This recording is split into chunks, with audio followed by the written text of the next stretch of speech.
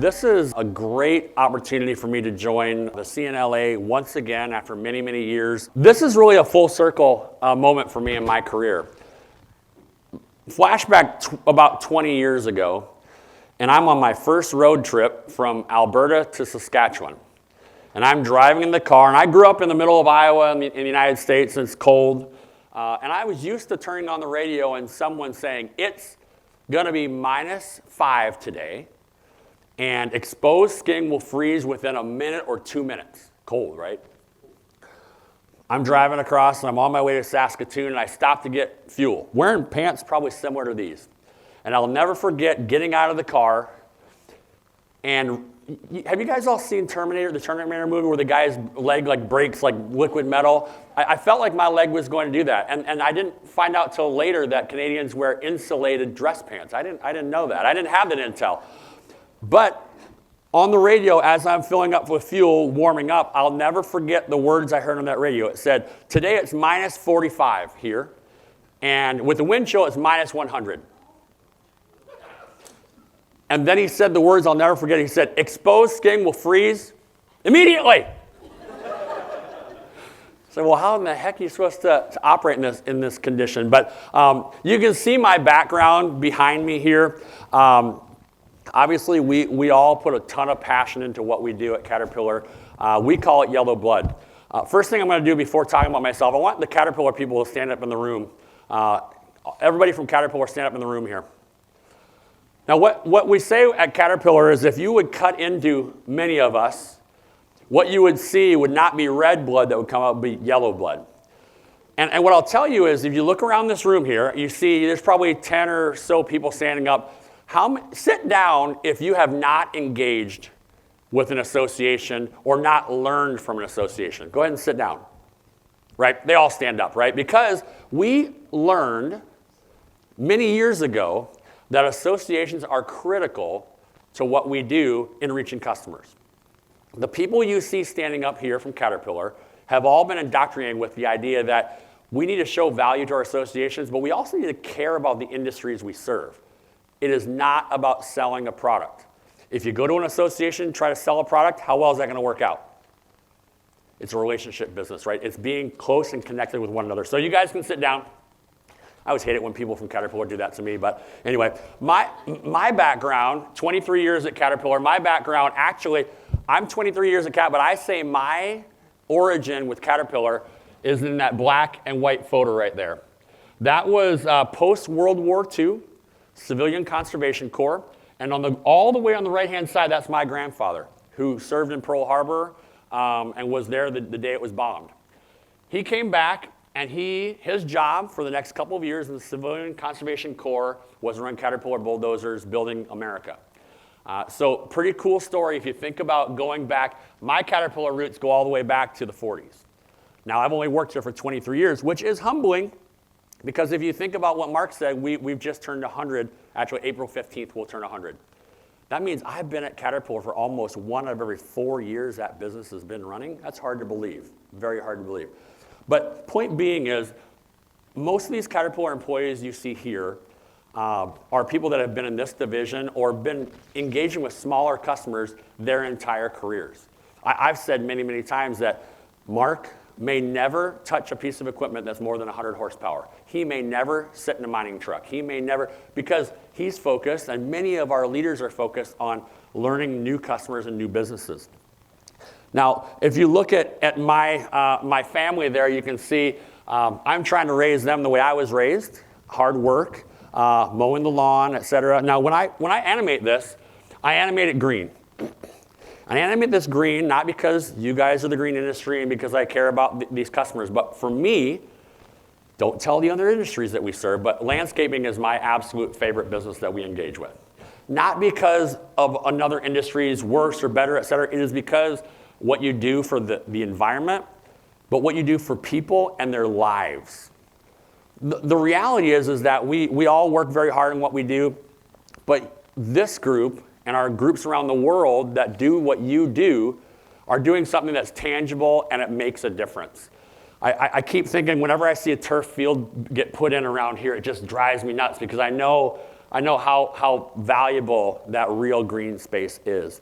My entire life, whether it was when I was a kid mowing lawns, and all the way through each one of these areas of my job, I have had a touch with landscapers, with customers, and most likely with associations. And I'm going to talk about, today's presentation is about how landscapers changed the game at Caterpillar. Many of us in the room would remember some of these times when Caterpillar was growing into the smaller equipment business, and they realized, man, there's a lot of customers out there that we don't know. There's a lot of customers we have not touched. Now, I may have said this 20 years ago when I presented this in LA. I will be the first to admit that many landscapers saw us drive right by them to go see someone that built a road or worked in a quarry or had 50 pieces of equipment. And our people and people that we work with did not see the landscaper that had one machine or two machines. So I'm going to talk a little bit about that today. And once again, the CNLA in my career and also in Caterpillar's history had a big impact upon how we see that business now and you as customers. Now, how did our stories interact? How do we intersect with one another? Well, here's a brief history of not only Caterpillar and this division that Mark talked about, but also how we intersect with the CNLA. So there's no laser here, but I can almost reach. I can almost reach up there. You think about Caterpillar's been around since 1925. Actually, all the way back to 1910, we were building products, but just not under the Caterpillar name. But 1925 was the year. And then in 1989, some really smart people said, you know what? The world's changing. More urbanization, more people coming into city centers, et cetera.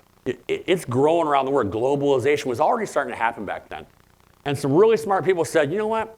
A lot of big equipment, but maybe we should start thinking about building some of the smaller things. Now, some of our competitors that operate in that space have been in business for 75 or 100 years as well, just doing smaller equipment, right?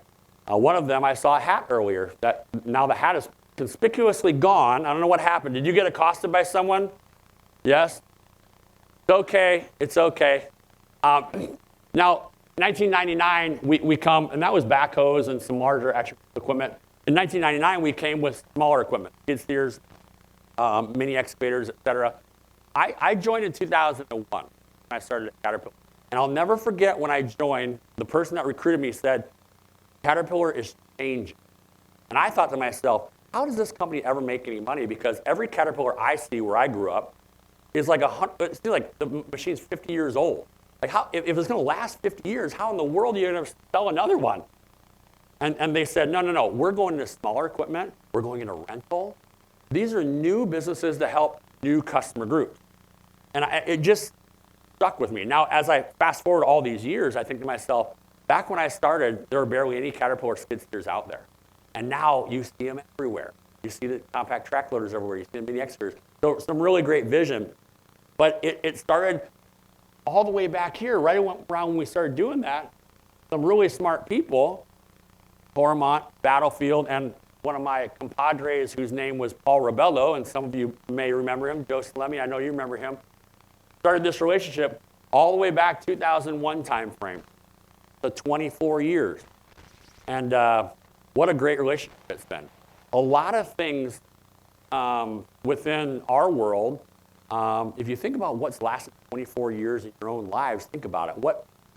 Standing the test of time like that, it means that there's a really good, positive relationship that neither side ever said, you know what, this doesn't make sense. It makes a lot of sense. You can see here, I joined in Canada, so I actually managed the CNLA relationship. I presented awards and went to a lot of meetings here. I love that time. And then Mr. Perks here, who now come full circle as well, in 2012, when he came into Canada, he assumed that role. And then you move forward, people looked at it and said, this is not just a Canada thing. We want to have this on the radar for our larger global team. So it came into our team, and then Mark took it on later after that point. And then all the way to 2025, this leadership meeting here. Mark talked about it earlier, and I just cannot emphasize enough. We live for customers to come here. We live for people to come and tell their stories. I'll never forget when I started at Caterpillar, I had a lot of really smart people tell me very early on, so we make great product, but it's all about the relationships. And in this industry, more than any I've ever seen, the relationships are just long-standing. There are multiple people in the room here that I engaged with 20-some years ago, whether it's at the dealership, whether it's at CNLA, whether it's Landscape Ontario. It's incredible how these relationships grow. Now, you might say, oh, how did that impact Caterpillar? How did it impact you as a leader? Well, the reality is landscaping has led to some of the most impactful moments of my professional career. Now, there's been some fun moments in here, too. There's been some very, very impactful moments. You can see here, this is me presenting an award way back when. Here's with NELP on a podcast. Here's actually a Cattlemen's Beef Association. This is me being inducted to the board of directors of the National Association of Landscape Professionals. Fun story about that. It was in Costa Rica where the meeting was, and all my luggage got lost. Now, if you think that I can go to a regular store and buy pants or a jacket or a shirt. So anyway, I'm standing in the back for a reason. Of course, some of these folks, Frank Mariani being one of them, during the induction ceremony had to make sure everybody know, hey, look at this guy back here. His pants are like this. And by the way, many years later, I served on the board there for 6 years.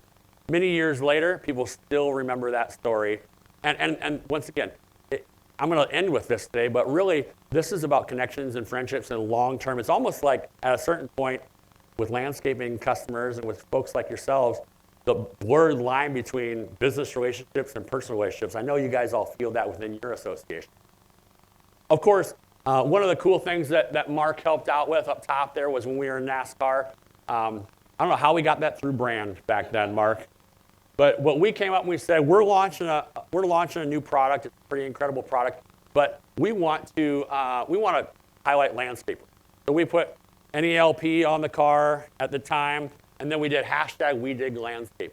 Now, for Caterpillar and the typical Caterpillar customer, that was an eye-opening. I can remember some of the customers saying, wow, Caterpillar landscaping. Wow, what made you make that leap? Well, because we know it's important and we wanted to focus on it.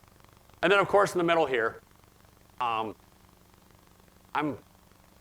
that was like 20 years ago. That was when I was in Canada, and that's, anybody recognize this guy right here? Huh? Hayden, and then who's this guy? Joe, who's in the room right there. Joe, an incredible story, and once again, how industry and corporations come together to do good things. Joe worked for an organization, and I worked for organizations that both had the same idea, which was, if you have a great idea and something that can help the community, they're going to support it. And I can't tell you how many hours went into this, but this is a story about Hayden McIntyre, who has spinal muscular atrophy. How old was he there? 5. On the Caterpillar side, my office and I, and then on Joe's side over here, we said over here, hey, we're Caterpillar. We want to do some good things for the community. Let's reach out to the Make-A-Wish Foundation and offer up our services. Make-A-Wish Foundation promptly says, it doesn't work that way. Turns out people got to wish for things, and then you can give. Said, okay, fine. 2 months later, here comes Joe Salemi. He goes to Make-A-Wish Foundation, and Make-A-Wish Foundation comes to them and say, hey, we've got a kid that wants something, but I don't know how we're going to do it. And long story short, Hayden, who basically can move these 2 fingers, his wish was that he could watch his sister play because he couldn't. So I can't tell you how many dollars and how many hours and how many landscapers from Landscape Ontario did the work, but after months of work, a garden was made and complete with paths for Hayden to drive around in and then for his sister to play in. An incredible story made possible by contractors, industry, and our local dealers as well. Funny story about this is as they unveiled the garden, Hayden drove us around there, and that was Joe and I walking together, and he says, hey, I got a surprise for you. I was, oh, what's that? Well, he and his sister love dinosaurs, and he said, there are 2 things in this garden that are the 2 of you, okay? And there were 2 sculptures in the garden that were, I don't know, how would you describe them? They looked like they were mossy, but I'm not sure. dinosaur topiaries, of course. One was short and stocky like a stegosaurus, and then one was a brontosaurus with a really long neck. Figure out whose was whose in that scenario. So anyway, this is where, once again, all the connections come back together in the growth industry. Now, what I've always said about associations and why the CNLA and NALP and other associations are so impactful is commitment. Now, throughout many different activities and associations, I've had a lot of opportunities to see what commitment looks like. This little guy right here came and said he wanted a cat hat. He had a loose tooth. I didn't think it would ever come out, so I said, you get that loose tooth out, I'll give you a cat hat. Well, that kid ripped it right out. The power of a Caterpillar hat. His mom, not happy. Not happy. Mom, and now I know as a parent, not happy. Now, this story here, this is Mary Bell, one of our vice presidents here that helped build this division. We were planning for a National Cattlemen's Beef Association event. Mary did not eat meat. So I'm briefing her on the event, and I say, Mary, tonight, when you speak to this event, this group, it's going to be cattlemen from Illinois, Iowa, basically the entire Midwest. And guess what they're going to be serving? Not chicken, not fish, but steak. And she looked across the table at me and she said, well, tonight I eat steak. And it was a good example of the commitment to the association that she made that night. Now, she told me 2 days later that she paid for it for the next 2 days, but that commitment is there. Now, this is one of those that, this is one of those scariest moments of my life in that photo right there. This was at a Snow and Ice Management Association event, and we were hosting a meeting together with them out in Denver. And we were in the elevator. That guy's named Bob Smart. Some of you might know Bob Smart. He's a snow and ice contractor. We're in an elevator together, and as we're sitting in the elevator, a whole bunch of people walk in dressed like that. And I guess, is it furry is what they're called? Furry community? Don't take it all like they're just dressed up, okay? The raccoon here, see, once again, this is tying the industry and Caterpillar back. This raccoon right here looks me straight in the eyes. Now, he's got raccoon eyes, and I'm a human being, and he looks at me and goes, hey, you work for Caterpillar? I had a Caterpillar shirt on. Yeah. Hey, my dad runs Caterpillar equipment. He's a landscaper. Okay. You ever had a conversation with a raccoon? I have. But my point here is that it's a commitment story. And what I'm going to end with here in about 15 minutes is the relationship that we have with CNLA and with our industry partners. It cannot just be a brand put on a table, right? If Spinning, Toromont, Battlefield, Caterpillar put a Caterpillar brand on the table and paid the $500 for a table, is that really going to change anybody's mind? No. It's got to be a mutually beneficial relationship. Steve Cotton back there. Steve, raise your hand a little bit. Steve manages, you guys have heard from Steve a couple times in his smooth accent. He's one of the greatest examples of building a relationship with an association, and then people just, at some point, will say, Steve, I trust your motives. We're thinking about buying a compact tractor. Who should we talk to? We're in Saskatchewan, or we're in Georgia. Steve will never walk up to a contractor and say, hey, we got 0 for 60 finance. It's about time you bought one. You know, it's never like that. It's about a mutually beneficial. Now the past of Caterpillar, I'm really excited for this part because, of course, the background of how this company was built is much on the backs of machines like this, right? That's probably an impression that most people have, which is big equipment. And Caterpillar, our different industries that we serve, it's all over the place. There's lots of different things here. This is the beautiful excavator that Mark helped design here on Next Gen Mini Excavator. We're a little bit partial to it. But if you look at that, I move it all over to here because the first thing that I heard when I started at Caterpillar was we build great product. We build the best in the world, we believe. However, our best differentiator is our dealer network. Our dealers can do things that Caterpillar cannot do. And when the customer needs support, and he will or she will, the dealers are going to be the ones that take care of them. So I always remember that. And we have 156 around the world. We have 40 in the Americas, North America. So really, really important partner part. But my question for you, and this is the group participation part of the program. What is your impression of Caterpillar? What is your impression of Caterpillar? Now we're going to do a vote, not fancy Carla. Is Carla in here still? Not fancy Slido, whatever she was doing. This is going to be the old hand in the air trick. All right. So, is this your impression of Caterpillar? And I'm going to give you another side of this. Or is this your impression of Caterpillar? So I want to see a raise of hand on your right-hand side. Skid steer, smaller contractor operator. How many people, when they think of Caterpillar, the first thing that pops in their head is that? Oh man, we're doing something good here. Okay. Now, how many of you, hands up in the air again, believe that when you think of Caterpillar, you think of big iron and big company? More, right? The reality is we were built upon that. And I see there's an arrow going back and forth. The truth of the matter is that over the years, we care about this,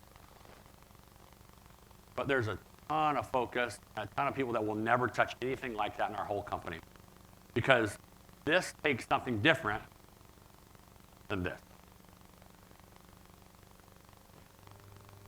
You also got to know where we come from. If you think about why Caterpillar is the way it was, way it is, well, this is what a dealership looked like way back when. That was actually one in California. Holt and Best came together to form Caterpillar. And the Caterpillar name, if you don't know, was basically given to Caterpillar because of the way the tracks looked as it moved across the ground. That's how the Caterpillar name. Now, our beginnings, I put 0.5% up there. You could put a lot of different numbers on there, but the reality is very few companies ever make it 100 years. And to make it 100 years, you gotta keep changing with the time. If we kept only a handful of models and a handful of different types of products, we probably wouldn't be around today. Caterpillar's first patent was actually for a combine. It was an agricultural business in California. And then the war came and we were building bulldozers and then the rest is history. But the beginnings were that, larger pieces of equipment building the country. Now our present and our future, caring about the larger equipment and the contractor we've had for a long time, is growing a major diversity in products and services. The reality is that we are really, really fortunate because pretty much all of our dealers, for the most part, are multi-generation businesses, many family-owned. A handful of them are corporate. But the good news is both sides of that coin, our dealerships are long-term partners with us, and they also care about our associations. But at the end of the day, it's about providing value, regardless of whether you look like this or this. In those times, we're providing value. If you would have turned back the clock in the 40s or 50s and then come forward, well, there'd be a lot of surprises that people would have, but it would be very surprising for a cat dealer to think that we'd be selling smaller pieces of equipment and dedicating an entire division, sales force to that side of it. Now, the customer focus evolution, and we talked about it a little bit before, we drove by landscapers for a lot of years until we dedicated ourselves, focused on it, and you can see, once again, it's back and forth. It's both groups of customers. It's not one or the other. One's not better than the other, but they're different. On the left-hand side, if you think about how the Caterpillar business started, there are fewer customers. They're building roads. They're doing quarries and mines, et cetera. They're well known. Like maybe we have a relationship for 3 generations that we've been selling. I know your kids, you know mine. There are less applications, less diversity in applications. And typically, it would be larger machines and larger contracts in general. Well, guess what's happened? And that's typically productivity focused. Guess what's happened? Now, this is not our business. This is the industry that we're in. It's many unique customers. And this is the greatest example of diverse customers. Some of you probably have 20 mowers and skid steers and excavators and different things, and some of you might have 3 or 4 or 5. A lot of different things, but a lot of new emerging companies, a lot of growth, a lot of change. People that we don't know. One day, they have a house, a home address, and the next day, that home address is also their business address. And the barriers to entry in this business are pretty low in a lot of cases. So a lot of new ones, a lot of new jobs, a lot of new industries, opportunities. And it's changed. So our business had to change, and our customer focus had to change too. And of course, good news for all of us, and this is a worldwide stat, but it could be said for Canada and the United States, we've seen a lot of trends come and go. But very few trends have continued to go up and up and up and up, even through challenging times, et cetera. This business is growing, and it's valuable around the world. So that 6% global market compound annual growth rate is pretty incredible. And there are a lot of things going on in the industry, right? I was talking to some folks last night. Right here in the United States, there's tons of consolidation and tons of private equity. So a lot of the smaller companies are getting bought up and made into larger companies, which is a really unique challenge. But the business growth, and I want to share this with you because maybe some people know it, some people don't. If you look at our industry, the companies that have 20 machines or more that are that size has pretty much been flat for the last 10 years. You don't one day wake up and say, I'm going to have a company that has 50 machines. It takes time to get there. The middle ground, the group of customers that is between 10 and 20 machines, that's gone up, but only slightly. The amount of customers that own that amount of machines or buy that amount of machines, where almost all the growth is, are customers that have 0 to 5. Smaller companies, smaller business. So a lot of that growth is with that group of customers. So really, really interesting. And as we've seen since the 90s, the transition to small equipment continues to go. Now, the evolution keeps going and going and going. There's more and more technology being brought into play as well. But definitely a really attractive business, but also, like I said, arguably one of the most fun to engage with. So I guess I'll just wrap up, and no, growth with green does not mean that kind of green to me. Actually, I grew up in Iowa, so I cannot really hate on John Deere. As long as it's green, it's fine by me, honestly. I know a lot of people that work there. But the reality is that over the years, and this is a photo of the president of NALP and myself, my team and him worked on a community service project every year. Last couple of years, we've done some projects with him. And this last year, 2 years ago, we worked on a crew, on his landscaping crew for a day. We didn't quit our day jobs, did we, Mark? We're going to keep doing what we're doing. And then this one, we planted a bunch of trees with him and his crew. But overall, the relationships we build have been incredible. And I guess just a little bit of a laundry list on lessons learned over the years, and once again, how folks like myself and Caterpillar have been impacted by association, which is we've learned how you show up matters. There's a couple people in this room that have covered associations with us, and if I'm here one day and then somebody's there the next, and then someone's there the next, you got to have commonality. You got to keep having a face. Do you really care, or are you just trying to send a body there? This group has taught us more than anything else. People all the time say, well, if my machine goes down and I take it to a Caterpillar dealer, they're going to take care of a mining truck before they take care of me. We know that, yes, if a mining truck goes down, that's a bad thing. But if a landscaper only has one machine and it goes down, their livelihood, it's it. So who's it more important to? We know they're both important, but that's something that we've learned over the years. People, of course, we know people is a challenge, efficiencies. I love this one because we talk about in our teams that we got to provide value beyond the machine, right? It's got to be a value beyond the machine. And if we can help on the business side, that's a great thing to do. We know this customer group wants that you guys want to be unique, want to be seen as unique and valued. And we want to try to help you be more efficient. And then, of course, this one, we are a premium product, right? And sometimes we ask more for our product and our services. But it comes down to relationships and price value. And at the end of the day, One of the things I've learned about this, whether it's business or whether it's friendships through this industry, these relationships are lifelong relationships. So I guess I'll wrap up with that just by saying, first off, this group should be extremely proud of the impact that you've had on a company as large as Caterpillar and our dealers, our Canadian dealers specifically.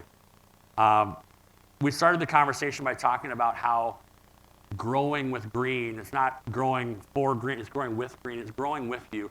You have taught us, and your counterparts in the United States have taught us to care about the industry, and then the rest of it will take care of itself. It's not about trying to sell a product, it's trying to care about the industry and be a part of it and be present.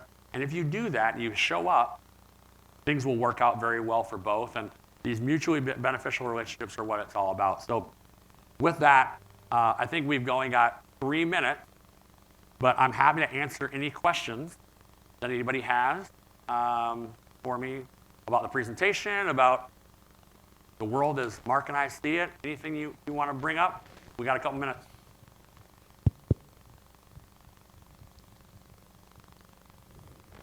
All right, yes. Our favorite British lad. How about showing or sharing an outrageous view that you would have on our industry 25 years from now, based on the stuff that you're doing in CAT? Where do you see all this leading to? It's interesting. I was in Switzerland last week with a leader group from Caterpillar and our dealers, and we spent an entire day talking about AI. And I think the entire meeting started with people saying, who feels like they understand what AI really is? And no one raised their hand. No one really feels like they know. But after spending a day talking about it, it made you realize that menial, mundane tasks are going to happen a lot quicker. We feel as though our business, if you rewind the clock when we started 20-some years ago, you didn't have a phone in your pocket. You couldn't literally tailor your entire life to what you want to do, et cetera. And we think we got a lot of computing power now. The idea of taking data, and we all are gathering data every single day, and companies are gathering data on you every single day. The idea of taking mounds and mounds of data and having AI and computer systems and computing go through it and find trends and suggest things is a concept that is going to drive our industries, but also all industries faster. I think we all think we're going fast now. When I started, we used to have to dial in to get your voice, right? My kids don't even know what a rotary phone is. So technology is moving forward for sure. The idea of autonomous machines, I was talking to somebody last night, when I was in Canada, the 797s were operated. Carla would probably like to hear if she was here, that all the 797s that I was with when I was with Finning up there, they're all being operated by females. Well, a lot of them aren't being operated by anybody anymore. There's a lot of autonomy going on in that space. So to answer your question, I think technology is continuing to go forward, and it's going to make things move faster, but it also is not going to solve all the problems. And it's also something that you got to stay up to date.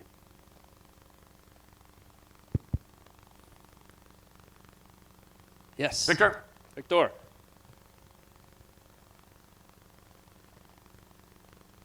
Thank you. What are your plans with electrification for equipment? We're getting much more pressures from municipalities and other jurisdictions that are really pushing this move towards electrification. Yeah, it's a good question, Victor. I think number one, electrification is something that we are spending a lot of time listening on. There are some folks that went really, really heavy into electrification. Some manufacturers saying we're going to have all of our stuff electrified by a certain time, and there are some that did nothing. I would say that we watched it very closely. We've got electrical models on mini excavators, on wheel loaders, et cetera. On dozers, we've had some hybrid technology for a while. So I think it's going to come down to how the customer votes. Because a company can build a product all day long. You heard it earlier, Marcelo. You can build a product all day long. But if the customers don't want it, that's not sustainable. It's not going to happen long term.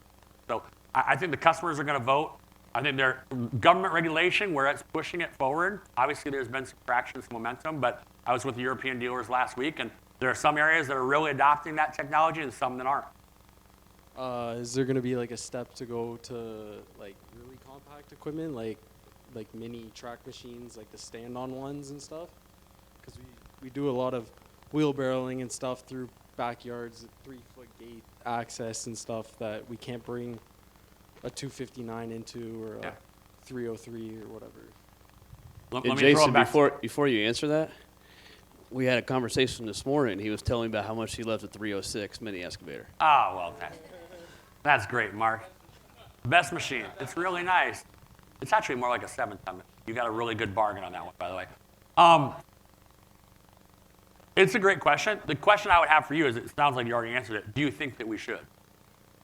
So that's the first step in. They end up doing smaller jobs, like I think for the most part, and a lot of backyard work and stuff, especially in our area. Yeah. And it'd be nice to not have to go to Bobcat or Kubota for another machine, right? We can just go straight to you. I love this guy. I said I love landscapers in general, but I love this guy. I mean, let's be honest. We always have to keep our finger on the pulse of what's going on in the marketplace. Like this year, we launched a product that was bigger than anything we've ever launched in the CTL space. And you always got to keep your eye on where they go. So what I'll tell you is, our folks, our engineers, and our leaders are always thinking about what's coming next. And there's always, it's almost like Skunk Works. There's always things going on behind the scenes, but it's going to take a market case to bring those things. Because the reality is that what we know about ourselves is that when we get into something, we're going to do it full on. And you don't want to halfway your way into a product. So there's got to be a marketplace, and there's got to be a fit for us. I can't tell you how many times people are asking me, when are you going to have a lawnmower? When are you going to have a weed whacker? I never say never, but there are some things that we are super, super great at, and then there's some things that we just don't currently do. So the market will decide that one as well.